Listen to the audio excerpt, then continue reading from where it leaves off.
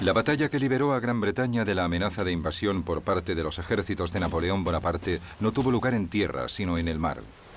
En un choque brutal y sangriento, no lejos del puerto español de Cádiz, la flota franco-española del almirante Villeneuve quedó totalmente cercada por barcos británicos dirigidos por el almirante Lord Nelson, el mayor héroe naval de la nación.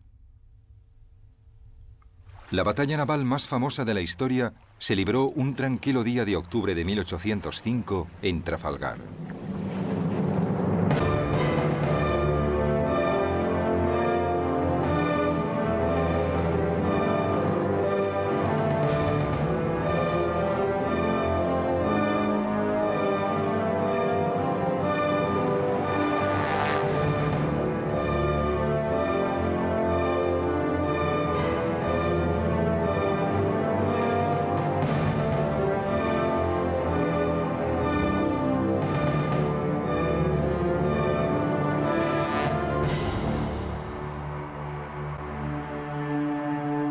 Trafalgar.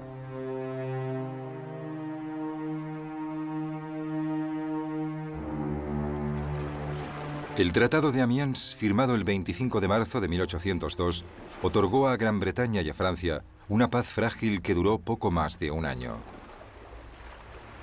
Napoleón detestaba a los británicos, cuya victoria en la batalla del Nilo en 1801 había echado por tierra sus planes para Oriente Medio. Además, el tratado fue apenas un intervalo entre guerras, durante el cual el emperador reconstruyó su armada y urdió minuciosos planes para invadir Inglaterra. Cuando las hostilidades entre los dos países volvieron a comenzar en 1803, Napoleón había construido ya una impresionante armada, por lo que el temor británico a una invasión francesa crecía día a día. El clamor público británico para que se diese una respuesta tangible al renovado militarismo francés hizo que las defensas terrestres del país fueran mejoradas significativamente, y Gran Bretaña, al igual que la Francia de Napoleón, también empezó entonces a reforzar su armada. En 1803 se unieron a ella otros 20.000 hombres, muchos de ellos reclutados obligatoriamente en la marina mercante, y en un frenesí constructor se botaron 80 nuevos barcos de guerra en un período de apenas 12 meses. Aunque no se hubiera producido este rápido aumento de su flota, a principios del siglo XIX Gran Bretaña ya poseía la armada más profesional del mundo, formada por marinos experimentados y disciplinados, ejercitados por un entrenamiento de primer orden que los convertía en una formidable fuerza de combate. Hay varias maneras de juzgar la eficacia de una armada. Y creo que deberíamos empezar por echar un vistazo a los oficiales. Los oficiales de la Marina Real se conocían entre ellos desde hacía mucho tiempo. En realidad, habían empezado juntos como aspirantes a oficiales a los 10, 11 o 12 años de edad. Y cuando se convertían en capitanes, llevaban ya unos 30 años en el mar. Eso quería decir que había un cuerpo de oficiales con una gran experiencia como marinos y mucha habilidad con la artillería. Los franceses, por el contrario, acababan de pasar por una revolución y casi todos sus aristócratas habían sido guillotinados. Y la Marina Real Francesa anterior a la revolución había sido una organización muy aristocrática. Todos los que tenían alguna vinculación con la nobleza habían huido del país para evitar ser guillotinados o sufrir cualquier otro de los castigos a los que se sometía a los representantes del antiguo régimen, como se denominaba. El almirante Villeneuve, como sus oficiales superiores, pertenecían al segundo o incluso al tercer nivel de comandantes navales franceses. Y esto, que en lo más alto de la jerarquía no era bueno, se repetía en todos los estratos hasta el más bajo. Las tácticas navales bélicas británicas y francesas eran muy distintas. Las francesas durante la batalla solían ser defensivas, para limitar el daño que se pudiera infligir a sus barcos e incrementar sus posibilidades de huida, en lugar de luchar por una victoria decisiva. Cuando los franceses se dieron cuenta de que no podían medirse en combate con la Marina Real, decidieron intentar inmovilizar a los barcos británicos. En el momento del ataque, un artillero francés disparaba mientras el barco se aproximaba, lo que significaba que dicho artillero disparaba contra las jarcias enemigas.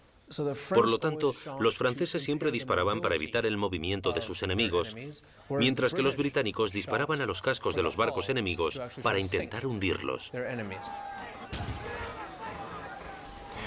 La Marina Real había conservado la tradición de utilizar armas que fueran principalmente asesinas de barcos. Y estas llegaron a su apogeo con el Carinaun, un arma que parecía un enorme mortero. Estas armas se fabricaban en la ciudad escocesa de Carin, por eso se llamaban Carinaun. En la Marina Real también se las conocía como aplastadoras, y los franceses las llamaban armas del diablo por los daños que podían infligir. Se disparaban a poca distancia de los barcos enemigos. Y disparaban proyectiles de 30 kilos. Eran armas muy potentes, pero alcanzaban poca distancia. Ese fue el primer cañón que se disparó desde el Victory en la batalla de Trafalgar.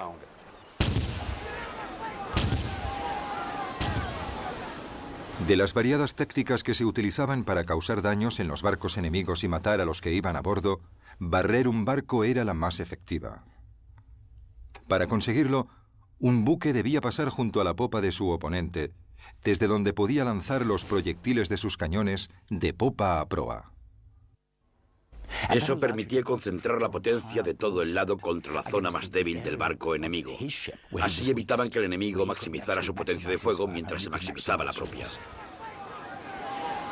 Cualquier objetivo del barco que se pudiera alcanzar, se alcanzaba. Si estás disparando a través de la popa del barco, puedes darle a cualquier parte del barco. Puedes darle a los 3 mástiles si lo deseas. Cuando no era posible llevar a cabo las complicadas maniobras que se necesitaban para barrer un barco durante el fragor de la batalla, los buques luchaban costado con costado, con las bordas casi tocándose y los cañones disparando a bocajarro contra el enemigo. El combate costado con costado, que se había convertido en la manera más común de atacar un barco enemigo, había evolucionado desde el siglo XVI. Principalmente lo que se solía hacer era ponerse en paralelo al navío adversario y disparar con los cañones. La desventaja de luchar costado con costado era que se tardaba mucho tiempo en tener algún efecto sobre el buque atacado. Era totalmente increíble la cantidad de impactos que un barco de 3 gruesas cubiertas de madera de teca y un casco fabricado también con teca podía llegar a soportar. Cuando Nelson escribió en su famoso memorándum antes de la batalla de Trafalgar que ningún capitán puede equivocarse mucho si coloca su buque junto al del enemigo, hablaba por experiencia. Había visto los efectos de un ataque costado con costado lanzado contra el interior estrecho de las cubiertas de armas de un buque de guerra. El efecto del fuego disparado desde otros buques al costado de un barco lo que producía era romper la madera del lugar del impacto en enormes y peligrosas astillas que volaban en todas direcciones por las cubiertas de armas inferiores, causando un caos absoluto y graves heridas a los hombres. A menudo provocaban la muerte, pero más frecuentemente infligían importantes mutilaciones. Los artilleros ingleses eran más rápidos en la tarea de cargar sus armas que los de la Marina francesa, principalmente por su nivel de formación. Además, tenían mejor puntería que sus homólogos franceses. Todos los cañones se cargaban por su boca, pero los artilleros disponían de diferentes tipos de munición, según el objetivo que intentaran alcanzar. Los proyectiles redondos y sólidos se disparaban para causar daños estructurales. Los proyectiles de barra, que eran 2 balas de cañón unidas por una barra de acero, se lanzaban girando por el aire para atacar los mástiles. Igualmente existía el proyectil de cadena, que era una bala de cañón partida en 2 mitades, unidas por una cadena que cuando se disparaba daba vueltas por el aire para alcanzar las velas y las jarcias. Y finalmente estaba lo que se llamaba proyectil de racimo, que era un paquete formado por 9 balas de cañón de 1 kilo, envueltas juntas con lonas y cuerdas. Esta era como un arma antipersona porque cuando se disparaba, la lona y las cuerdas se quemaban y entonces se liberaban las pequeñas balas que barrían la cubierta del enemigo. Normalmente este tipo de arma se disparaba contra grupos de abordaje en las cubiertas enemigas. Los británicos eran unos enemigos particularmente temibles cuando abordaban un barco. En una famosa ocasión, los 50 hombres que formaban la tripulación del Speedy consiguieron dominar y vencer a los más de 300 marineros de un navío francés. Más frecuentemente, sin embargo, los barcos izaban bandera blanca y se rendían antes de que el combate cuerpo a cuerpo tuviera lugar. El combate cuerpo a cuerpo durante las acciones de abordaje, por ejemplo, era brutal. Y en estas luchas cuerpo a cuerpo se usaba lo que fuese para infligir heridas al enemigo, ya fuera una daga, un hacha, un mosquete, una bayoneta, lucios de abordaje, palos o trozos de madera. Cualquier cosa que se pudiese empuñar o con la que se pudiese golpear a otro hombre se utilizaba para intentar hacerse con el control del barco enemigo.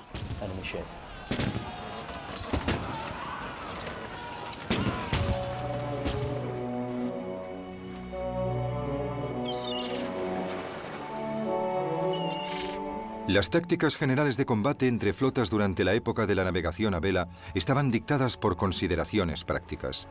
El hecho de que las armas y los cañones se instalasen principalmente a los costados del barco significaba que no podían avanzar y al mismo tiempo disparar al enemigo. Los navíos luchaban a menudo en línea, costado con costado, como en las batallas de Copenhague y del Nilo de 1801. La táctica de poner los barcos en línea estaba pensada para maximizar la potencia de fuego. Si ponías tus buques en una línea continua, todos ellos podían tener sus costados dirigidos hacia el barco que se acercaba. La línea de batalla también era una excelente formación defensiva, ya que si los barcos seguían su orden, reducía la posibilidad de que el enemigo pudiera romper la línea.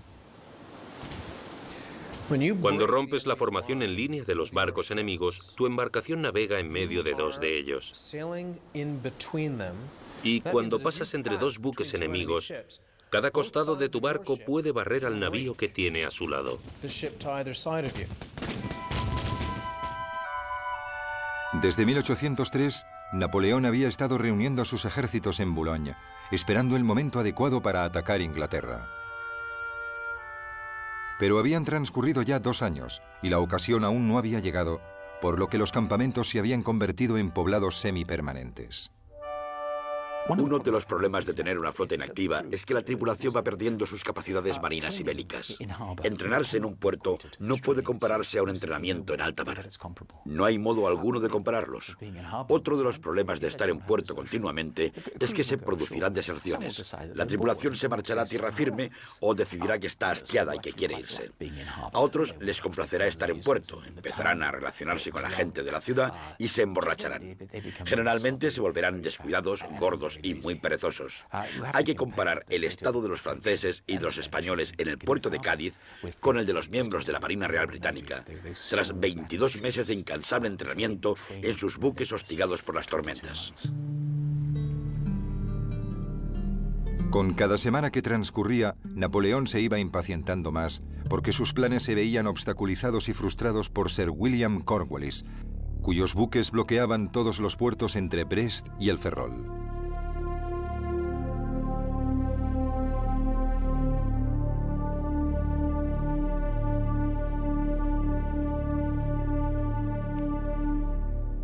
Y también por Cuthbert Collingwood, que hacía lo mismo en el puerto de Cádiz. Y además, la flota británica estaba bajo el mando de un hombre que llevaba mucho tiempo siendo la piedra en el zapato del emperador, Horatio Nelson.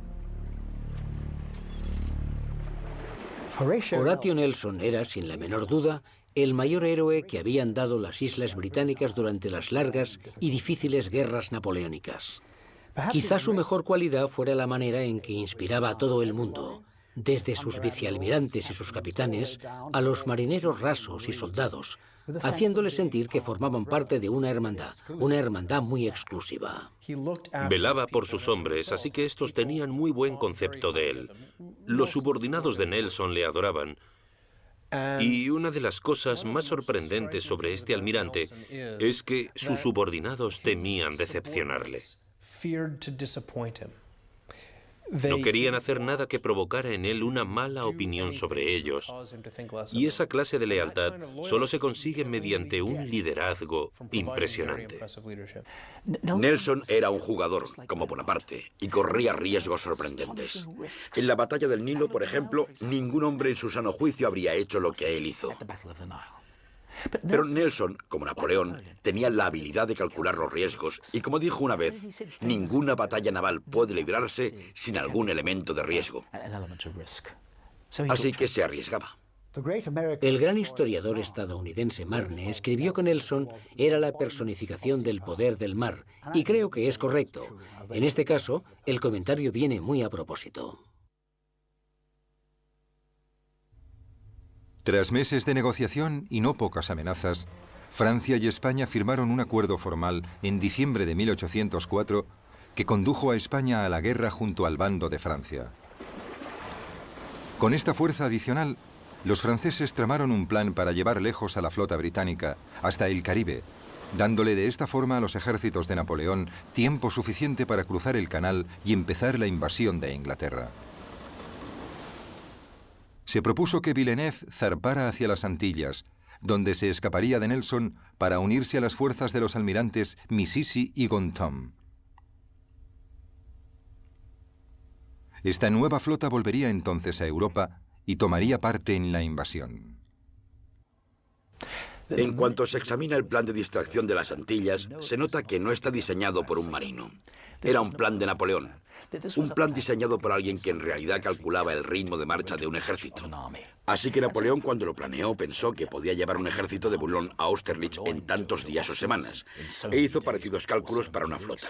Sacaría a los británicos del medio, les llevaría a las Antillas y entonces cruzaría el canal. ¿Todo muy fácil? Pues no, no era fácil. Napoleón, no puede usted hacerlo, lo siento. Quizás pudiese hacerse en la época del vapor y de la radio, pero no podía hacerse en la de las velas. Sencillamente era imposible. Esta táctica de navegar hasta las Antillas daba por sentado que la flota aliada franco-española podía salir del puerto para dirigirse hacia las Antillas, y eso no era posible. No podían salir del puerto porque estaba bloqueado.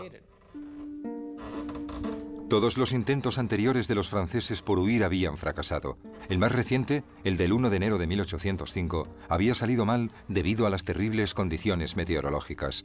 Por fin, el 30 de marzo, Villeneuve consiguió escapar al bloqueo de Nelson. De acuerdo con el plan, zarpó a toda vela hacia la isla Martinica, en las Antillas. Por supuesto, Nelson emprendió la persecución de la flota francesa. Hasta ahí todo funcionaba según el plan francés. Por desgracia para Villeneuve, no había tenido en cuenta la velocidad a la que Nelson navegaría. Un trayecto que Villeneuve cubrió en 6 semanas y que había acabado con 1000 de sus hombres enfermos, fue recorrido por Nelson en apenas 3 semanas, llegando con sus hombres en forma y listos para luchar. La inesperada aparición de la flota de Nelson tomó a Villeneuve por sorpresa, ya que aún no se había unido a las flotas de Mississi y de Gontham. Presa del pánico, zarpó hacia aguas europeas, pero Nelson, que ya estaba enterado del plan francés, volvió rápidamente a Gibraltar. Haciendo caso omiso de las órdenes de Napoleón de zarpar hacia el norte de Francia, Villeneuve se dirigió hacia la costa andaluza, al puerto de Cádiz, donde inmediatamente lo bloquearon Collingwood y Cornwallis. El plan francés para deshacerse de la armada británica había empezado de la peor forma posible. Los franceses no podían permitir que la situación continuara así. Napoleón exclamó: "Necesito unos días sin la Marina Real inglesa para poder invadir Gran Bretaña". Insistió mucho en que los barcos franceses salieran del puerto y lucharan. Por otro lado, para la Marina francesa no habría sido bueno que toda su flota se hundiera o, peor aún, fuese capturada por la Marina Real. Así que los franceses se encontraban en la difícil tesitura de decidir si se quedaban en el puerto y fracasaban, o salían del puerto y fracasaban también. Napoleón se mostraba siempre muy impaciente ante los problemas a los que se enfrentaban sus marinos. No permitía ni concebía que la mala dirección del viento o una fuerte corriente les hiciera imposible, en algunas ocasiones, llegar a ciertas citas en la fecha exacta que había anotado en sus órdenes generales. Hay un ejemplo de lo insensible que podía llegar a ser en lo referente a los marinos y al elemento naval. Estando en Boulogne el 20 de julio de 1804, ordenó una revista de barcos y tropas ante él, en la costa, sin tener en consideración el vendaval existente ni las advertencias en contra de los almirantes presentes, a uno de los cuales, el almirante Puy, despidió en el acto por criticarle. La acción tuvo como resultado que 20 barcos chocaran entre sí y que 2.000 soldados se ahogaran. Parece ser que Napoleón se marchó de vuelta a sus aposentos sin decir ninguna palabra. Napoleón había agotado toda su paciencia con Villeneuve.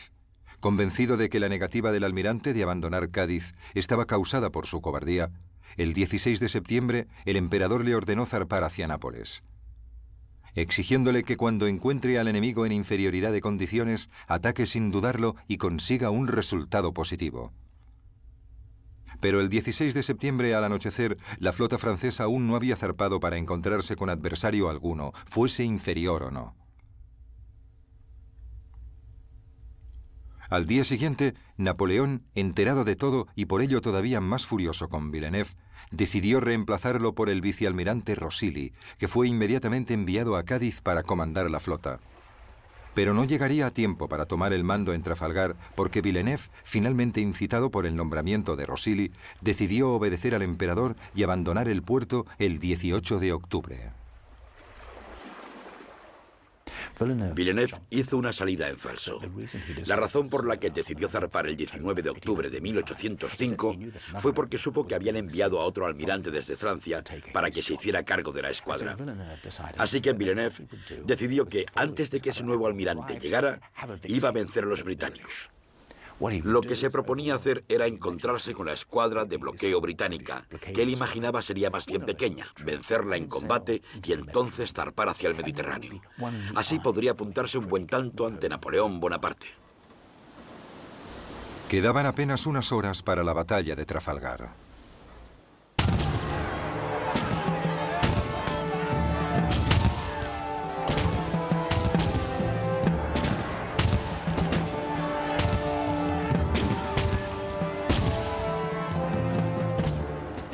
Nelson se dio cuenta de que habría un gran número de barcos importantes en cada flota y decidió que para ganar con claridad y para hacerlo antes de que terminara el día, tenía que proceder de forma totalmente diferente a cuanto se consideraba normal en esa época.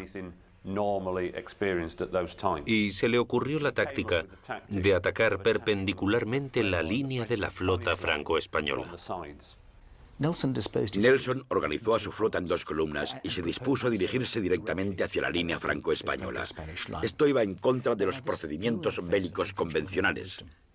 Significaba que durante un tiempo las dos columnas británicas estarían totalmente expuestas a las andanadas de la flota enemiga. Pero también significaba que, si sobrevivían a ello, podrían romper la línea aliada. Iban directos hacia la línea de la escuadra aliada. Así que a la izquierda, Nelson atacó la línea de batalla justo en el medio. Collingwood la atacó por la derecha y la mitad de la línea francesa siguió adelante alejándose de la batalla. Y mientras esa mitad de la flota aliada intentaba virar y volver, maniobra muy difícil de realizar con un barco de vela, Nelson y Collingwood estarían castigando y destruyendo al resto de la flota francesa. A las 6 de la mañana del 21 de octubre de 1805, la flota británica formó en dos columnas, según lo planeado. La primera columna de 15 barcos estaba dirigida por Collingwood a bordo del Royal Sovereign, y la segunda, con 12 barcos, estaba dirigida por Nelson a bordo del Victory. Mientras navegaban hacia la flota aliada, Nelson hizo la señal de preparados para la lucha, y los hombres de la flota británica se dispusieron a librar batalla.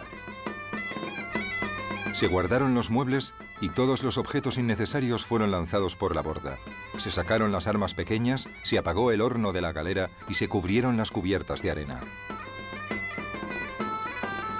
A las 8 de la mañana, Villeneuve emitió una orden que asombró a los oficiales y marineros de ambas flotas. Quiso que los barcos alterasen su rumbo y volviesen hacia Cádiz. Confusos y ya muy desmoralizados, los hombres de la flota aliada empezaron a hacer virar sus barcos, pero lo hacían despacio y de forma desigual.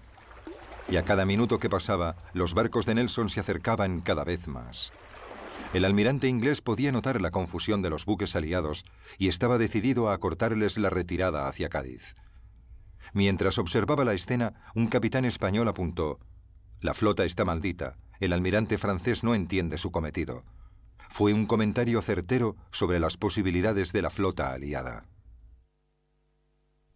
Villeneuve no era un incompetente. Sencillamente no estaba a la altura de la misión. Pero no había almirantes franceses lo suficientemente jóvenes y enérgicos para tomar el mando de la flota, excepto Villeneuve.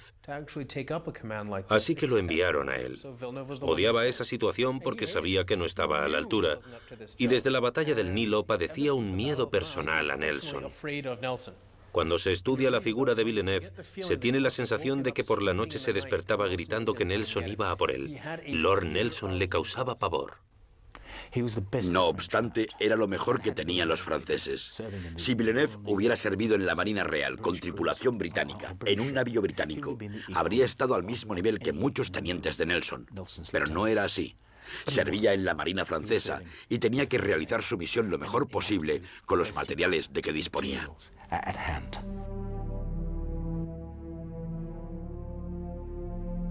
Las dos columnas británicas continuaron acercándose a la frágil línea aliada. Nelson se dirigió al centro y Collingwood a la retaguardia. Incluso entonces, la astuta mente táctica de Nelson buscaba la forma de ganar ventaja sobre su enemigo. Les atacaré inmediatamente, si puedo, a un tercio del barco de cabeza. Creo que eso sorprenderá y confundirá al enemigo. Nos llevará a una batalla desordenada, y eso es lo que quiero. Situó al Victory donde quería. El Victory era su buque insignia, así que decidió que sería el que dirigiera su columna, y por ello sería el que se encontraría en la posición más difícil, más precaria y más vulnerable al ataque de la línea aliada. Mientras se aproximaban, el capitán Hardy, el capitán del Victory, le preguntó a Nelson: «¿Por dónde quiere que cruce, señor?». A lo que Nelson respondió: «No me importa, apunte al barco más cercano». A las 11:25, Nelson dio la famosa señal: «Inglaterra espera que cada hombre cumplirá con su deber», que fue recibida con vítores desde los navíos británicos. Parece que esa indicación debía causar una gran emoción en toda la flota, y en algunos barcos así fue, siendo recibida con vítores. Pero en el Royal Sovereign, el comandante Collingwood, el segundo al mando de Nelson, se molestó mucho. Y parece ser que al leerla dijo: «Ojalá Nelson dejara de enviar esas indicaciones. Sabemos perfectamente lo que tenemos que hacer». A las 12:20, Nelson dio la señal final que decía: «Pretendo forzar o atravesar la línea enemiga para evitar que vuelvan a Cádiz». Los hombres del Redoutable entendieron lo que pretendía el almirante y cerraron el espacio que quedaba entre este barco y el Bucentaure, negándole al Victory el espacio que necesitaba para pasar entre los dos navíos franceses. El Victory quedó bajo el fuego de los costados del Redoutable y del Santísima Trinidad. Y como no había llegado aún a la línea, no les pudo devolver los disparos. El Victory sufrió graves daños. La mayor parte del trinquete desapareció y la mitad del mástil principal quedó destrozado, así que el Victory perdió gran parte de su capacidad de navegación. Mientras tanto, al sudeste de Nelson y del Victory, el Royal Sovereign de Collingwood se convirtió en el primer buque británico en llegar a las líneas enemigas. A pesar de estar expuesto al fuego adversario, atacó al buque insignia español, el Santa Ana, que entonces era el mayor buque de guerra del mundo. El Royal Sovereign no disparó hasta situarse junto a su oponente, y entonces lanzó una terrible andanada a bocajarro contra el Santa Ana, causándole grandes daños y muchas bajas. Fue un gran éxito para Collingwood y para la flota británica, pero como contrapartida, el Royal Sovereign recibió rápidamente el ataque del San Justo y el San Leandro. Solo la oportuna llegada del Belil del capitán Harwood y del Mars y del Tonan poco después lograron que los barcos aliados se alejaran. El Royal Sovereign continuó su despiadada descarga de artillería contra el buque insignia español hasta que a las 2:15 de la tarde, con los 3 mástiles destrozados, el Santa Ana se rindió a Collingwood. 340 marineros españoles habían muerto o resultado heridos durante el ataque. El Royal Sovereign también se encontraba muy dañado, con 141 hombres muertos o gravemente heridos esparcidos sobre las cubiertas.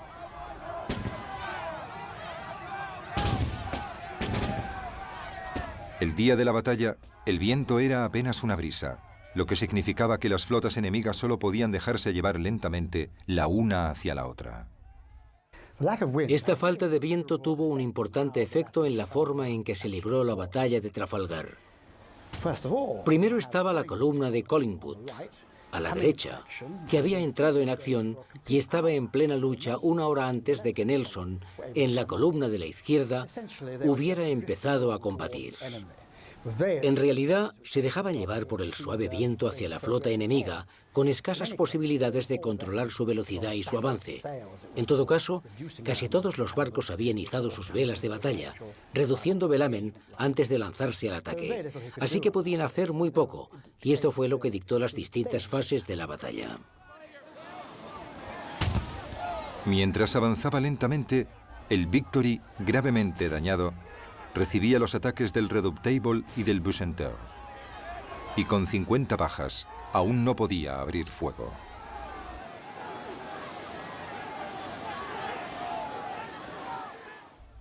Finalmente, a la 1 de la tarde, el Victory rompió la línea aliada y se colocó en posición para barrer al Bucentaure.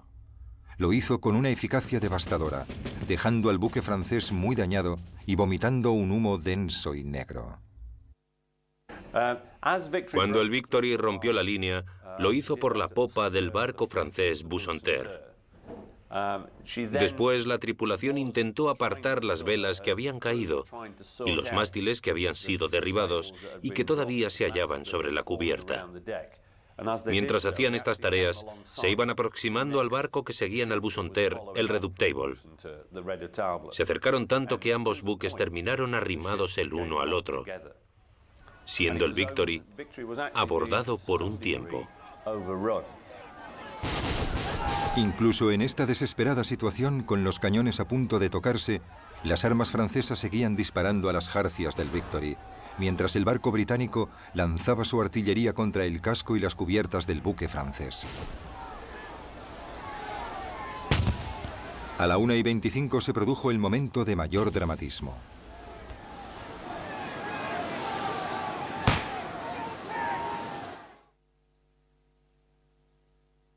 Cuando el fuego enemigo alcanzó a Nelson, este iba y venía nerviosamente por el castillo de popa junto a Hardy. No había mucho más que pudiera hacer. Tenía que dejar que los hombres le vieran para mantener alto su espíritu combativo. Nelson no usaba la chaqueta de su uniforme.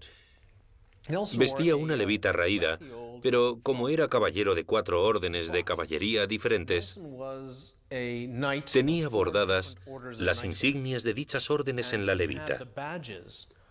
Era un objetivo claro, pues aunque no llevara su uniforme de almirante, portaba una chaqueta que cualquiera podía distinguir. Nelson se hallaba cerca del hueco de la escotilla, y mientras estaba encarado hacia la popa, una bala venida del Redoutable le alcanzó de lleno. Le entró por el hombro, le atravesó el torso y se le incrustó en la columna vertebral. Al levantarlo del suelo, Nelson le dijo a Hardy: «Al fin han acabado conmigo, Hardy. Me han roto la columna». Inmediatamente sacaron a Nelson de la cubierta. Le llevaron, herido de muerte, a la cabina del Victory, que estaba llena de marineros muertos o moribundos, en una escena que Alexander Scott, el capellán del barco, compararía más tarde con el caos de una carnicería. En medio de esa pesadilla de miembros amputados y cuerpos destrozados, el almirante Nelson yacía moribundo. A los marineros y oficiales heridos en un buque de guerra se les atendía bajo las cubiertas en la cabina del piloto. Los cirujanos trabajaban allí abajo. Era una escena horrible. Allí llevaron a Lord Nelson. Los marineros lo llevaron en brazos hasta la cabina, pero cuando el cirujano le dijo: Intentaré salvarle, señor.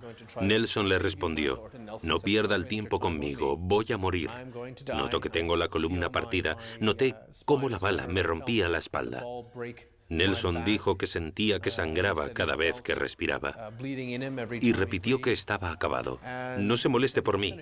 Vaya a atender a los hombres que pueda salvar. A las 2 de la tarde, el Redoutable se rindió finalmente izando la bandera blanca. Atacado por el Victory a babor y por el Temerein a estribor, tanto su valiente capitán, Jean-Jacques Lucas, como su tripulación habían luchado con coraje. El Redoutable había empezado la batalla con 643 oficiales y tripulantes. Cuando el malherido Lucas entregó su espada para rendirse, no sabía que 487 de ellos habían muerto y que otros 81 sufrían heridas mortales. Solo 75 hombres estaban lo bastante bien como para poder tripular el barco. A los británicos no todo les estaba saliendo bien. Era evidente que el Victory estaba prácticamente destruido. A todos los efectos, a las 3 de la tarde, era solo un bulto flotando, debido a la potencia del ataque del Redoutable. El Royal Sovereign de Collingwood era el que había sufrido los peores ataques. Había sido rodeado por 5 barcos franceses y españoles que lo habían destrozado. Pero los barcos aliados también se habían causado tantos daños entre ellos como los que le habían infligido al Royal Sovereign. A las 2 menos cuarto, Villeneuve le había hecho señas al Formidable en la vanguardia aliada, transmitiéndole la orden desesperada de que fuera a ayudar al resto de la flota. Pero el almirante Dumanoir, al mando del Formidable y a la cabeza de unos 10 barcos de su división que no habían sido atacados, hizo caso omiso del mensaje del almirante francés. El comportamiento de Dumanoir es uno de los grandes imponderables de ese día. ¿Qué estaba haciendo? ¿Por qué no viró más rápidamente? ¿Era un cobarde? ¿O había otra razón que lo motivaba? No puedo creer que fuera un cobarde, y no creo que los historiadores en general piensen que a Dumanoir le faltara arrojo para luchar. Dumanoir odiaba a Villeneuve. Existía un gran conflicto entre ellos. Eran rivales desde hacía años y Dumanoir sabía perfectamente lo que intentaba hacer Villeneuve con el Victory para ascender de categoría y continuar con su oposición a Napoleón Bonaparte. Sabía que habían enviado a otro oficial para comandar la flota franco-española y que Villeneuve se había lanzado a la batalla solo para escalar profesionalmente. Hasta las 2:30 de la tarde no viró para acercarse al combate, pero en ese momento ya solo quedaban 5 barcos aliados. El Rayo, el Francisco de Asís y el Eros, que se dirigían rumbo al norte, alejándose de la batalla tanto como podían, mientras que el San Agustín y el Intrepid habían tomado por propia iniciativa la decisión de dirigirse hacia la batalla. Dumanoir apenas tenía viento para virar rápidamente. Cuando finalmente logró hacerlo, seguía sin haber suficiente viento para lograr acercarse con rapidez al escenario de la batalla. Así que se desplazaba lentamente porque, como se trataba de barcos de vela, sin viento no avanzaban. Solo soplaba una suave brisa y Dumanoir tenía que dirigirse tan raudo como fuera posible hacia la batalla. Pero no podía hacerlo.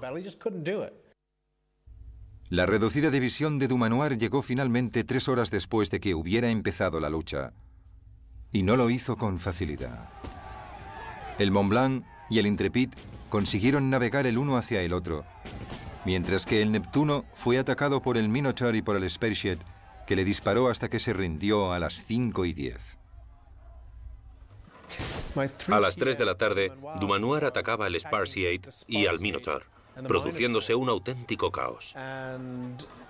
Había mucha lucha, muchas balas yendo y viniendo, muchos buques combatiendo, con grupos de abordaje pasando de un barco a otro, y no había manera alguna de saber cómo acabaría la batalla. El propio Dumanoir se llevó los navíos restantes lejos del alcance de la flota británica. A las 4:15 de la tarde, tras sufrir nuevos ataques por parte del Leviathan, el Bucentaure, con Villeneuve a bordo, izó la bandera blanca. Había sufrido tantos daños y pérdidas que apenas un oficial y 5 hombres se rindieron al capitán del Conqueror. El Leviathan También logró acabar con el San Agustín, que perdió casi 400 hombres. En cambio, solo 26 hombres del Leviathan murieron o resultaron heridos. El diario de a bordo del HMS Victory describe que el fuego parcial continuó hasta las 4:30 de la tarde. Sin que se le informase de la victoria, el honorable Lord Vizconde Nelson Cabé murió a causa de su herida. Tras casi 3 horas, al almirante se le había escapado finalmente la vida en el momento de su victoria más importante. El barco donde murió es hoy un altar dedicado a su memoria. La muerte de Nelson es una de las muertes mejor documentadas de todos los tiempos. Está en el inconsciente colectivo de los británicos. Todo el mundo sabe que las últimas palabras de Nelson, o unas de las últimas palabras que dijo, fueron «Bésame, Hardy». Se conocían de toda la vida. Era como un hermano que abandonara a sus hermanos. Y había vivido lo suficiente para dar órdenes al principio de la batalla. Una de las últimas órdenes que dio antes de luchar fue que todo el mundo anclara en cuanto acabase la batalla para que la flota no se dispersase. Esa orden se llevó a cabo justo después de su muerte. Durante la batalla, cuando dispararon a Nelson, este ordenó que le cubrieran la cara mientras le llevaban a la cabina para ser atendido. Incluso entonces sabía que su figura daba mucha moral a la Marina Real y no quería reducir la eficacia en la lucha del Victory. Así que pidió que le pusieran un pañuelo sobre el rostro. Cuando Nelson murió y las tripulaciones inglesas empezaron a conocer la noticia, primero en el Victory, después en el resto de los barcos, y por supuesto, al llegar finalmente la noticia a Inglaterra, no se pueden imaginar el golpe que supuso para todos ellos, porque realmente pensaban que era un ser invencible y que les conduciría a victorias aún mayores. Normalmente, cuando los británicos se enteraban de alguna gran victoria, lo celebraban por todo lo alto. Se disparaban armas en los parques y en la Torre de Londres. Sin embargo, esta vez se produjo un gran sentimiento de pérdida porque Nelson había muerto. No fue una celebración alegre. Sentían que aunque hubiesen logrado una gran victoria y gran parte de la flota franco-española hubiese sido capturada o se hubiese hundido, habían sufrido un daño irreparable porque Nelson, su héroe, había muerto. La batalla de Trafalgar terminó a las 6:15, cuando el buque imperial francés Aquile desapareció en una enorme explosión que aniquiló a casi 500 hombres. Fue el último acto sangriento de un día horrible, y en toda la flota empezó el terrible y solemne proceso de reparar los barcos y curar los cuerpos destrozados. La flota francesa y española perdió más de 4.400 hombres y acabó con 2.500 heridos. Es un cálculo aproximado de la flota aliada. La Armada Británica perdió a 449 hombres, más o menos un 10% de los muertos de la flota franco-española. Y acabó con 1.200 heridos. Más o menos la mitad de los heridos de la flota aliada. En gran parte se debió a que los artilleros británicos disparaban a los cascos franceses, así que había muchas astillas volando en dichos barcos y matando gente, mientras que los franceses intentaban inmovilizar los barcos ingleses con su artillería y disparaban a las velas y a las jarcias para conservar el barco y llevárselo como botín, por lo que no mataron a tantos marineros británicos. Los ingleses inicialmente se llevaron 17 barcos franco-españoles como botín. Un barco explotó de manera espectacular y la noche del 21 de octubre estalló una tormenta que hizo perder 13 más. Así que el botín total fue de apenas 4 barcos. De los 27 buques británicos que habían entrado en combate, casi la mitad estaban fuera de servicio la noche del 21 de octubre. Así que no fue una victoria fácil. Los franceses y los españoles habían luchado muy duro y habían causado grandes daños en los barcos de la Marina Real. Después de Trafalgar, el Victory quedó seriamente dañado. Lo repararon y continuó en activo hasta 1812. Durante el periodo comprendido entre 1808 y 1812, lo comandó el almirante Simérez en el Báltico. Después volvió a Portsmouth, donde estuvo anclado como buque insignia del puerto hasta 1921, cuando lo retiraron al dique seco, donde todavía sigue. Sin embargo, igual que entonces, sigue siendo, y ojalá así sea para siempre, un barco al servicio de la Marina Real. Actualmente es el barco en servicio más antiguo del mundo, como indica la bandera de la insignia blanca, y tiene asignada tripulación de la Marina Real a bordo. Si el resultado de la batalla de Trafalgar fue decisivo desde el punto de vista estratégico, sus efectos sobre vencedores y vencidos fueron también profundos. Convirtió a Gran Bretaña en la mayor fuerza naval del mundo durante más de un siglo, y a Nelson en una leyenda. Conservado en Alcoll, su cuerpo fue devuelto a Inglaterra, donde recibió funerales de Estado. Villeneuve, capturado, fue repatriado un año después, suicidándose en circunstancias sospechosas al poco de regresar a su país. Muchos afirmaron que la batalla de Trafalgar había salvado a Gran Bretaña del inminente peligro de invasión. De hecho, no fue así. Napoleón había cancelado todos los preparativos para la invasión al saber que el almirante Villeneuve había entrado en Cádiz unos días antes. Y el día de la batalla de Trafalgar se hallaba en Alemania, involucrado en plena campaña de Lom. Así que no salvó a Inglaterra de una invasión inmediata.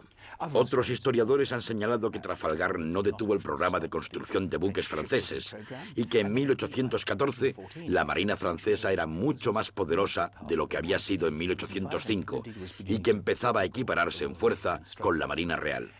Una vez dicho esto, es fácil minimizar la batalla de Trafalgar y sus consecuencias sobre la historia europea. Pero la verdad es que tuvo una enorme importancia. Sin flota, Bonaparte no podía cruzar el canal, ni podía invadir Gran Bretaña.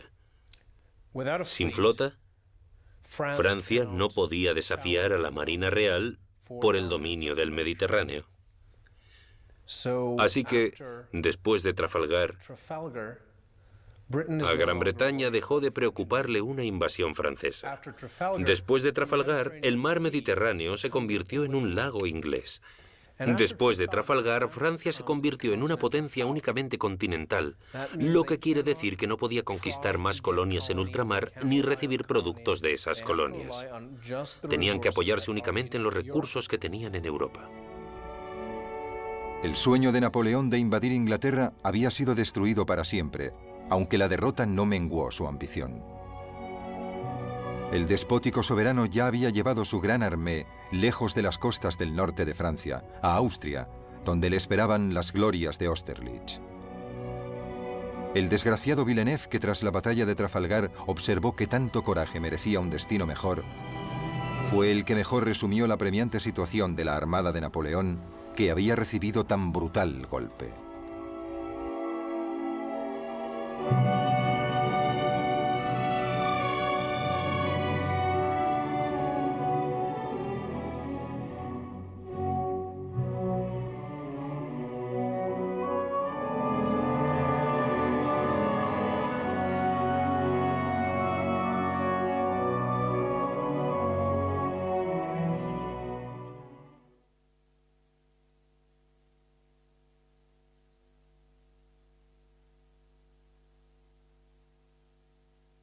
Las velas que habían caído y los mástiles que habían sido derribados y que todavía se hallaban sobre la cubierta. Mientras hacían estas tareas, se iban aproximando al barco que seguían al Bucentaure, el Redoutable. Se acercaron tanto que ambos buques terminaron arrimados el uno al otro, siendo el Victory abordado por un tiempo. Incluso en esta desesperada situación, con los cañones a punto de tocarse, las armas francesas seguían disparando a las jarcias del Victory, mientras el barco británico lanzaba su artillería contra el casco y las cubiertas del buque francés. A la 1:25 se produjo el momento de mayor dramatismo.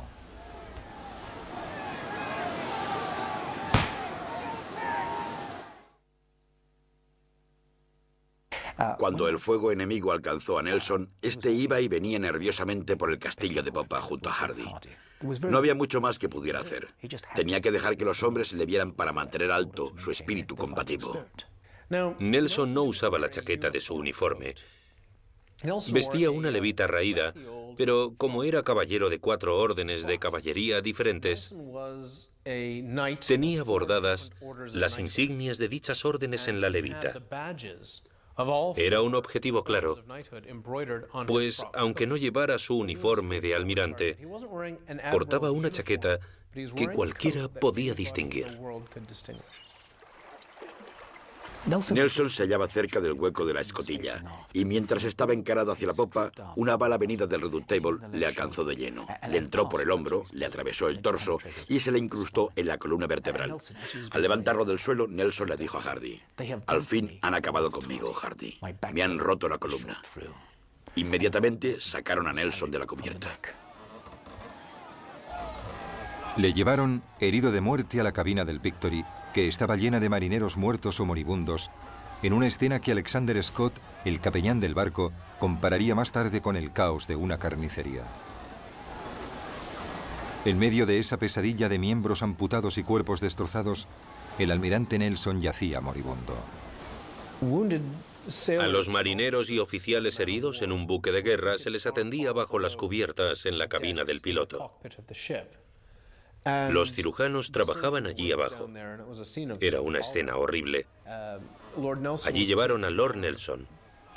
Los marineros lo llevaron en brazos hasta la cabina, pero cuando el cirujano le dijo: «Intentaré salvarle, señor», Nelson le respondió: «No pierda el tiempo conmigo, voy a morir. Noto que tengo la columna partida. Noté cómo la bala me rompía la espalda».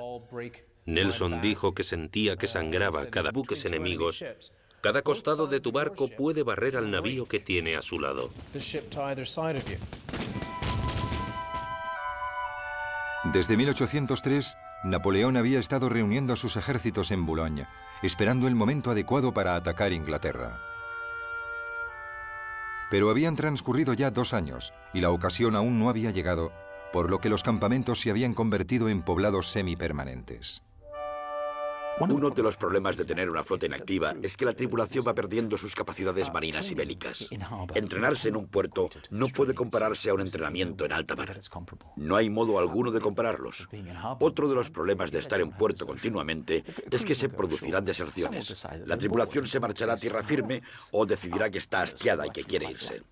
A otros les complacerá estar en puerto, empezarán a relacionarse con la gente de la ciudad y se emborracharán. Generalmente se volverán descuidados, gordos y muy perezosos. Hay que comparar el estado de los franceses y de los españoles en el puerto de Cádiz con el de los miembros de la Marina Real Británica, tras 22 meses de incansable entrenamiento en sus buques hostigados por las tormentas. Con cada semana que transcurría, Napoleón se iba impacientando más, porque sus planes se veían obstaculizados y frustrados por Sir William Cornwallis, cuyos buques bloqueaban todos los puertos entre Brest y el Ferrol.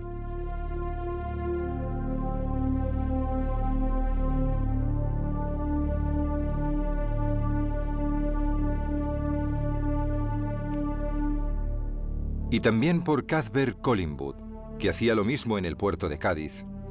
Y además, la flota británica estaba bajo el mando de un hombre que llevaba mucho tiempo siendo la piedra en el zapato del emperador, Horatio Nelson. Horatio Nelson era, sin la menor duda, el mayor héroe que habían dado las islas británicas durante las largas y difíciles guerras napoleónicas. Quizá su mejor cualidad fuera la manera en que inspiraba a todo el mundo, desde sus vicealmirantes y sus capitanes a los marineros rasos y soldados, haciéndoles sentir que formaban parte de una hermandad muy exclusiva. Velaba por sus hombres, así que estos tenían muy buen concepto de él. Los subordinados de Nelson le adoraban. Y una de las cosas más sorprendentes sobre este almirante es que sus subordinados temían decepcionarle. No querían hacer nada que provocara en él una mala opinión sobre ellos. Y esa clase de lealtad solo se consigue mediante un liderazgo impresionante. Nelson era un jugador, como Bonaparte, y corría riesgos sorprendentes. En la batalla del Nilo, por ejemplo, ningún hombre en su sano juicio habría hecho lo que él hizo. Propósito. Tras meses de negociación y no pocas amenazas, Francia y España firmaron un acuerdo formal en diciembre de 1804 que condujo a España a la guerra junto al bando de Francia. Con esta fuerza adicional, los franceses tramaron un plan para llevar lejos a la flota británica, hasta el Caribe, dándole de esta forma a los ejércitos de Napoleón tiempo suficiente para cruzar el canal y empezar la invasión de Inglaterra. Se propuso que Villeneuve zarpara hacia las Antillas, donde se escaparía de Nelson para unirse a las fuerzas de los almirantes Mississi y Gontham. Esta nueva flota volvería entonces a Europa y tomaría parte en la invasión. En cuanto se examina el plan de distracción de las Antillas, se nota que no está diseñado por un marino. Era un plan de Napoleón. Un plan diseñado por alguien que en realidad calculaba el ritmo de marcha de un ejército. Así que Napoleón, cuando lo planeó, pensó que podía llevar un ejército de Boulogne a Austerlitz en tantos días o semanas, e hizo parecidos cálculos para una flota. Sacaría a los británicos del medio, les llevaría a las Antillas y entonces cruzaría el canal. ¿Todo muy fácil? Pues no, no era fácil. Napoleón, no puede usted hacerlo, lo siento. Quizás pudiese hacerse en la época del vapor y de la radio, pero no podía hacerse en la de las velas. Sencillamente era imposible. Esta táctica de navegar hasta las Antillas daba por sentado que la flota aliada franco-española podía salir del puerto para dirigirse hacia las Antillas, y eso no era posible. No podían salir del puerto porque estaba bloqueado. Todos los intentos anteriores de los franceses por huir habían fracasado. El más reciente, el del 1 de enero de 1805, había salido mal debido a las terribles condiciones meteorológicas. Por fin, el 30 de marzo, Villeneuve consiguió escapar al bloqueo de Nelson. De acuerdo con el plan, zarpó a toda vela hacia la isla Martinica, en las Antillas. Por supuesto, Nelson emprendió la persecución de la flota francesa. Hasta ahí todo funcionaba según el plan francés. Por desgracia para Villeneuve, no había tenido en cuenta la velocidad a la que Nelson navegaría. Un trayecto que Villeneuve cubrió en 6 semanas y que había acabado con 1000 de sus hombres enfermos, fue recorrido por Nelson en apenas 3 semanas, llegando con sus hombres en forma y listos para luchar. La inesperada aparición de la flota de Nelson tomó a Villeneuve por sorpresa, ya que aún no se había unido a las flotas de Mississi y de Gontham. Presa del pánico, zarpó hacia aguas europeas, pero Nelson, que ya estaba enterado del plan francés, volvió rápidamente a Gibraltar. Haciendo caso omiso de las órdenes de Napoleón de zarpar hacia el norte de Francia, Villeneuve se dirigió hacia la costa andaluza, al puerto de Cádiz, negándole al Victory el espacio que necesitaba para pasar entre los 2 navíos franceses. El Victory quedó bajo el fuego de los costados del Redoutable y del Santísima Trinidad. Y como no había llegado aún a la línea, no les pudo devolver los disparos. El Victory sufrió graves daños.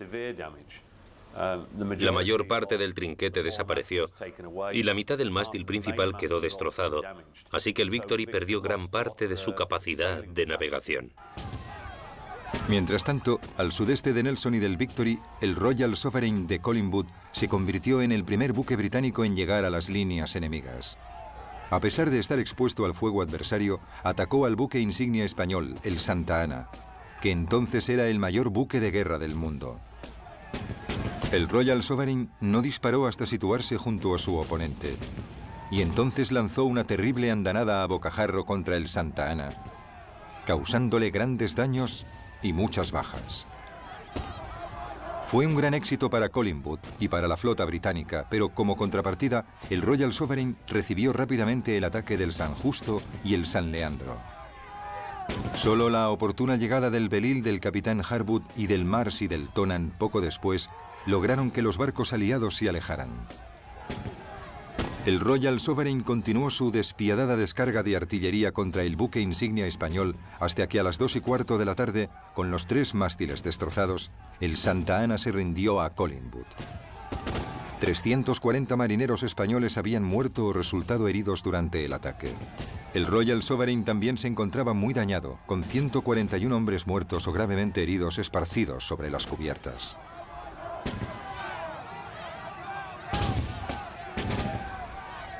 El día de la batalla, el viento era apenas una brisa, lo que significaba que las flotas enemigas solo podían dejarse llevar lentamente la una hacia la otra. Esta falta de viento tuvo un importante efecto en la forma en que se libró la batalla de Trafalgar. Primero estaba la columna de Collingwood, a la derecha, que había entrado en acción y estaba en plena lucha 1 hora antes de que Nelson, en la columna de la izquierda, hubiera empezado a combatir. En realidad, se dejaba llevar por el suave viento hacia la flota enemiga, con escasas posibilidades de controlar su velocidad y su avance. En todo caso, casi todos los barcos habían izado sus velas de batalla, reduciendo velamen antes de lanzarse al ataque. Así que podían hacer muy poco, y esto fue lo que dictó las distintas fases de la batalla. Mientras avanzaba lentamente, el Victory, gravemente dañado, recibía los ataques del Redoutable y del Bucentaure, cajarro contra el enemigo. El combate costado con costado, que se había convertido en la manera más común de atacar un barco enemigo, había evolucionado desde el siglo XVI. Principalmente lo que se solía hacer era ponerse en paralelo al navío adversario y disparar con los cañones. La desventaja de luchar costado con costado era que se tardaba mucho tiempo en tener algún efecto sobre el buque atacado. Era totalmente increíble la cantidad de impactos que un barco de 3 gruesas cubiertas de madera de teca y un casco fabricado también con teca podía llegar a soportar. Cuando Nelson escribió en su famoso memorándum antes de la batalla de Trafalgar que ningún capitán puede equivocarse mucho si coloca su buque junto al del enemigo, hablaba por experiencia. Había visto los efectos de un ataque costado con costado lanzado contra el interior estrecho de las cubiertas de armas de un buque de guerra.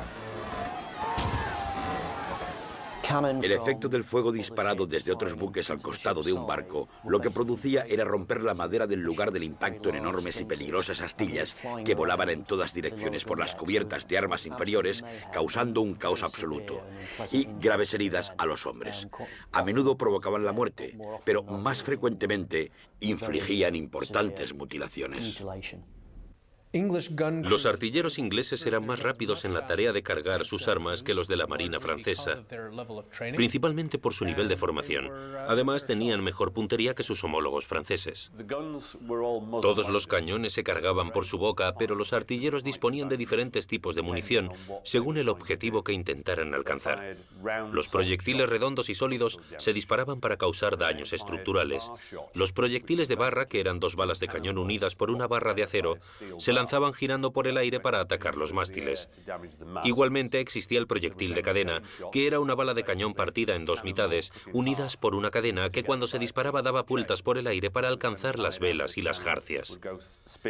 Y finalmente estaba lo que se llamaba proyectil de racimo, que era un paquete formado por 9 balas de cañón de 1 kilo, envueltas juntas con lonas y cuerdas. Esta era como un arma antipersona porque cuando se disparaba, la lona y las cuerdas se quemaban y entonces se liberaban las pequeñas balas que barrían la cubierta del enemigo. Normalmente este tipo de arma se disparaba contra grupos de abordaje en las cubiertas enemigas. Los británicos eran unos enemigos particularmente temibles cuando abordaban un barco. En una famosa ocasión, los 50 hombres que formaban la tripulación del Speedy consiguieron dominar y vencer a los más de 300 marineros de un navío francés. Más frecuentemente, sin embargo, los barcos izaban bandera blanca y se rendían. Fracasaban o salían del puerto y fracasaban también. Napoleón se mostraba siempre muy impaciente ante los problemas a los que se enfrentaban sus marinos.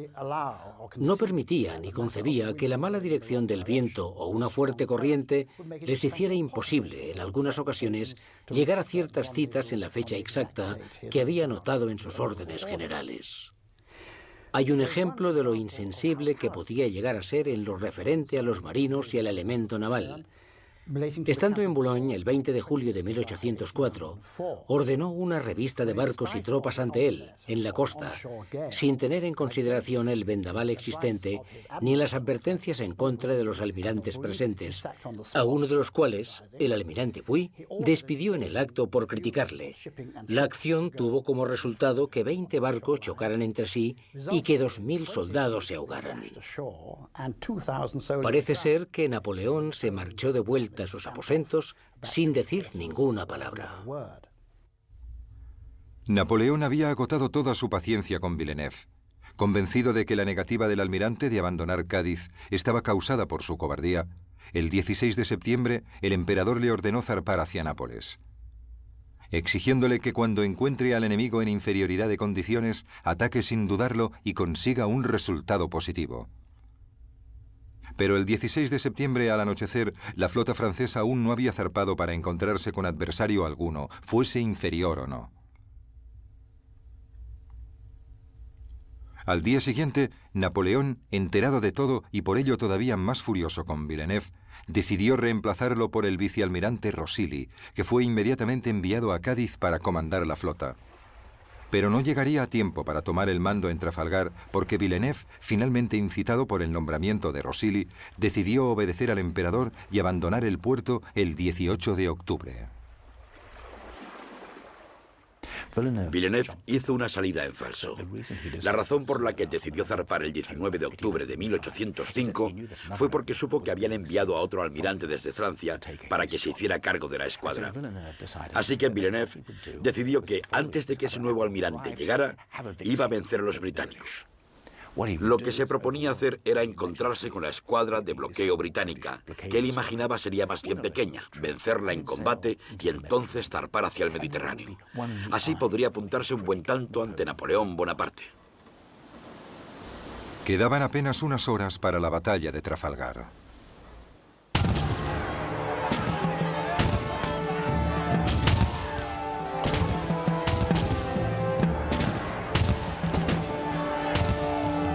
Daño que se pudiera infligir a sus barcos e incrementar sus posibilidades de huida, en lugar de luchar por una victoria decisiva. Cuando los franceses se dieron cuenta de que no podían medirse en combate con la Marina Real, decidieron intentar inmovilizar a los barcos británicos. En el momento del ataque, un artillero francés disparaba mientras el barco se aproximaba, lo que significaba que dicho artillero disparaba contra las jarcias enemigas. Por lo tanto, los franceses siempre disparaban para evitar el movimiento de sus enemigos, mientras que los británicos disparaban a los cascos de los barcos enemigos para intentar hundirlos. La Marina Real había conservado la tradición de utilizar armas que fueran principalmente asesinas de barcos. Y estas llegaron a su apogeo con el Carinaun, un arma que parecía un enorme mortero. Estas armas se fabricaban en la ciudad escocesa de Carin, por eso se llamaban Carinaun. En la Marina Real también se las conocía como aplastadoras y los franceses las llamaban armas del diablo por los daños que podían infligir. Se disparaban a poca distancia de los barcos enemigos. Y disparaban proyectiles de 30 kilos. Eran armas muy potentes, pero alcanzaban poca distancia. Ese fue el primer cañón que se disparó desde el Victory en la batalla de Trafalgar.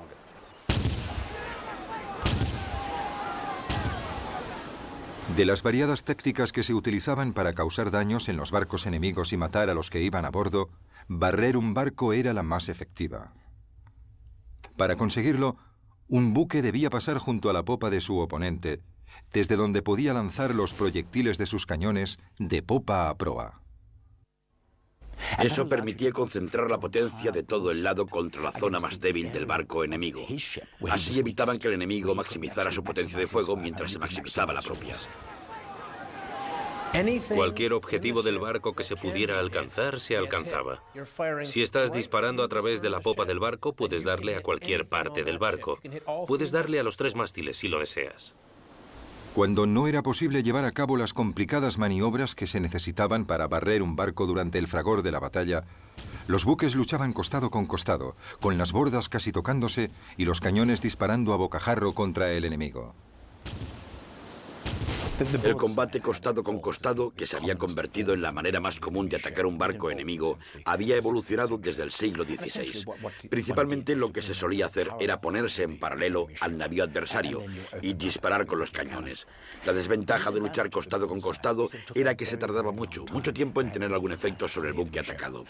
Era totalmente increíble la cantidad de impactos que un barco de 3 gruesas cubiertas de madera de teca. La flota no se dispersase. Esa orden se llevó a cabo justo después de su muerte. Durante la batalla, cuando dispararon a Nelson, este ordenó que le cubrieran la cara mientras le llevaban a la cabina para ser atendido. Incluso entonces sabía que su figura daba mucha moral a la Marina Real y no quería reducir la eficacia en la lucha del Victory. Así que pidió que le pusieran un pañuelo sobre el rostro. Cuando Nelson murió y las tripulaciones inglesas empezaron a conocer la noticia, primero en el Victory, después en el resto de los barcos, y por supuesto, al llegar finalmente la noticia a Inglaterra, no se pueden imaginar el golpe que supuso para todos ellos, porque realmente pensaban que era un ser invencible y que les conduciría a victorias aún mayores.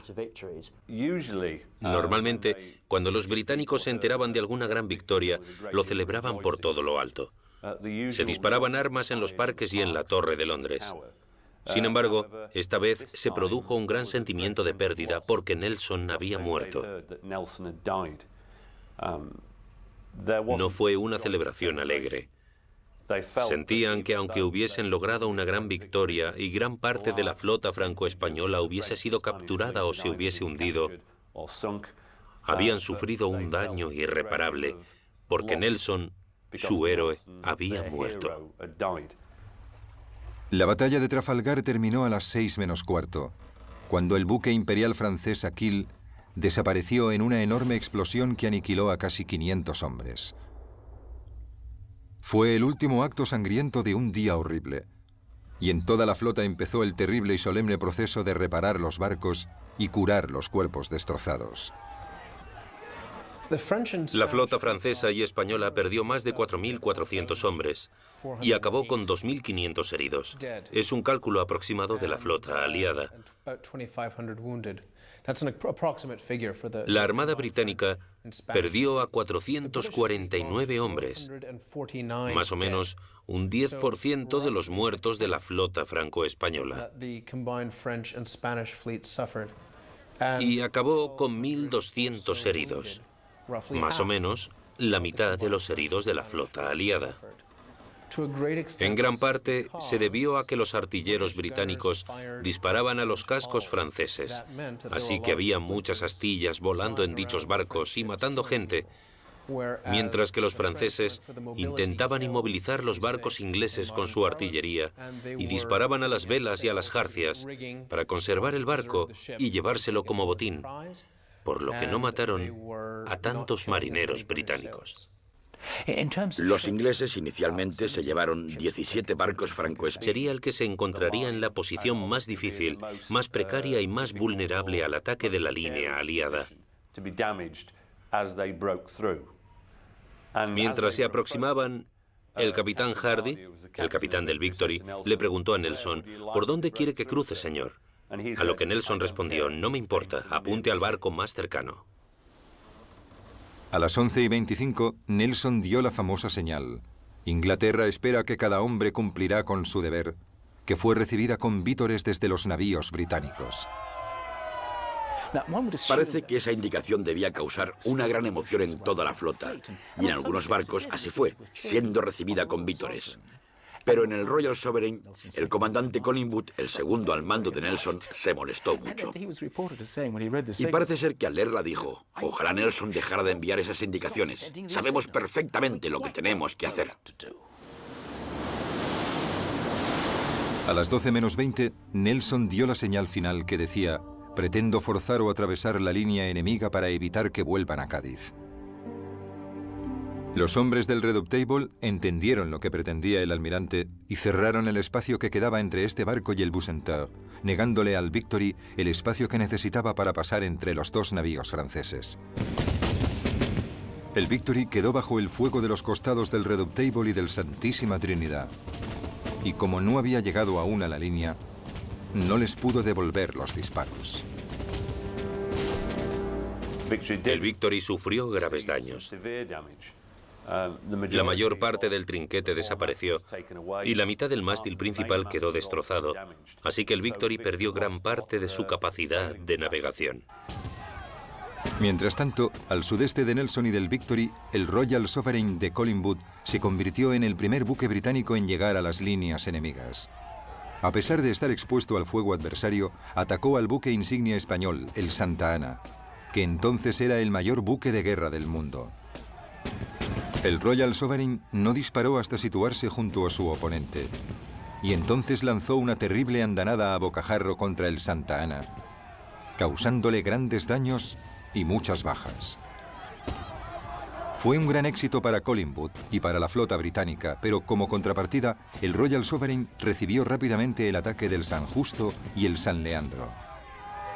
Solo la oportuna llegada del Belil del capitán Harwood y del Mars y del Tonan poco después lograron que los barcos aliados se alejaran.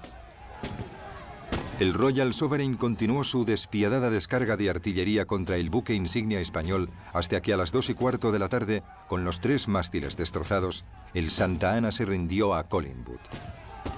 340 marineros españoles habían muerto o resultaron Tanto que ambos buques terminaron arrimados el uno al otro, siendo el Victory abordado por un tiempo.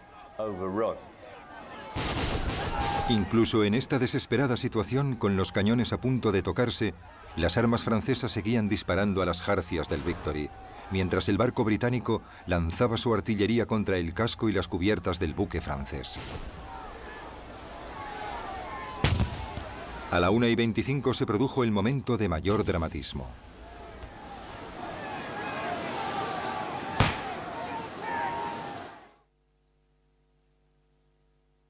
Cuando el fuego enemigo alcanzó a Nelson, este iba y venía nerviosamente por el castillo de popa junto a Hardy. No había mucho más que pudiera hacer. Tenía que dejar que los hombres le vieran para mantener alto su espíritu combativo. Nelson no usaba la chaqueta de su uniforme. Vestía una levita raída, pero como era caballero de 4 órdenes de caballería diferentes, tenía bordadas las insignias de dichas órdenes en la levita. Era un objetivo claro, pues aunque no llevara su uniforme de almirante, portaba una chaqueta que cualquiera podía distinguir. Nelson se hallaba cerca del hueco de la escotilla, y mientras estaba encarado hacia la popa, una bala venida del Redoutable le alcanzó de lleno. Le entró por el hombro, le atravesó el torso y se le incrustó en la columna vertebral. Al levantarlo del suelo, Nelson le dijo a Hardy: «Al fin han acabado conmigo, Hardy. Me han roto la columna». Inmediatamente sacaron a Nelson de la cubierta. Le llevaron, herido de muerte, a la cabina del Victory, que estaba llena de marineros muertos o moribundos, en una escena que Alexander Scott, el capellán del barco, compararía más tarde con el caos de una carnicería. En medio de esa pesadilla de miembros amputados y cuerpos destrozados, el almirante Nelson yacía moribundo. A los marineros y oficiales heridos en un buque de guerra se les atendía bajo las cubiertas en la cabina del piloto. Los cirujanos trabajaban allí abajo. Era una escena horrible. Allí llevaron a Lord Nelson. Los marineros lo llevaron en brazos hasta la cabina, pero cuando el cirujano le dijo: «Intentaré salvarle, señor», Nelson le respondió: «No pierda el tiempo conmigo, voy a morir. Noto que tengo la columna partida. Noté cómo la bala me rompía la espalda». Nelson dijo que sentía que sangraba cada vez que respiraba y repitió que estaba acabado. «No se moleste por mí, vaya a atender a los hombres que pueda salvar». A las 2 de la tarde, el Redoutable se rendió. Después de Trafalgar, el Victory quedó seriamente dañado. Lo repararon y continuó en activo hasta 1812. Durante el periodo comprendido entre 1808 y 1812, lo comandó el almirante Simerez en el Báltico. Después volvió a Portsmouth, donde estuvo anclado como buque insignia del puerto hasta 1921, cuando lo retiraron al dique seco, donde todavía sigue. Sin embargo, igual que entonces, sigue siendo, y ojalá así sea para siempre, un barco al servicio de la Marina Real. Actualmente es el barco en servicio más antiguo del mundo, como indica la bandera de la insignia blanca, y tiene asignada tripulación de la Marina Real a bordo. Si el resultado de la batalla de Trafalgar fue decisivo desde el punto de vista estratégico, sus efectos sobre vencedores y vencidos fueron también profundos. Convirtió a Gran Bretaña en la mayor fuerza naval del mundo durante más de un siglo, y a Nelson en una leyenda. Conservado en Alcoll, su cuerpo fue devuelto a Inglaterra, donde recibió funerales de Estado. Villeneuve, capturado, fue repatriado un año después, suicidándose en circunstancias sospechosas al poco de regresar a su país. Muchos afirmaron que la batalla de Trafalgar había salvado a Gran Bretaña del inminente peligro de invasión. De hecho, no fue así. Napoleón había cancelado todos los preparativos para la invasión al saber que el almirante Villeneuve había entrado en Cádiz unos días antes. Y el día de la batalla de Trafalgar se hallaba en Alemania, involucrado en plena campaña de Somme. Así que no salvó a Inglaterra de una invasión inmediata. Otros historiadores han señalado que Trafalgar no detuvo el programa de construcción de buques franceses y que en 1814 la marina francesa era mucho más poderosa de lo que había sido en 1805 y que empezaba a equipararse en fuerza con la Marina Real. Una vez dicho esto, es fácil minimizar la batalla de Trafalgar y sus consecuencias sobre la historia europea. Pero la verdad es que tuvo una enorme importancia. Sin flota, Bonaparte no podía cruzar el canal, ni podía invadir Gran Bretaña. Sin flota, Francia no podía desafiar a la Marina Real por el dominio del Mediterráneo. Así que, después de Trafalgar, a Gran Bretaña dejó de preocuparle una invasión francesa. Después de Trafalgar, el mar Mediterráneo se convirtió en un lago inglés. Después de Trafalgar, Francia se convirtió en una potencia únicamente continental, lo que quiere decir que no podía conquistar más colonias en ultramar ni recibir productos de esas colonias. Tenían que apoyarse únicamente en los recursos que tenían en Europa.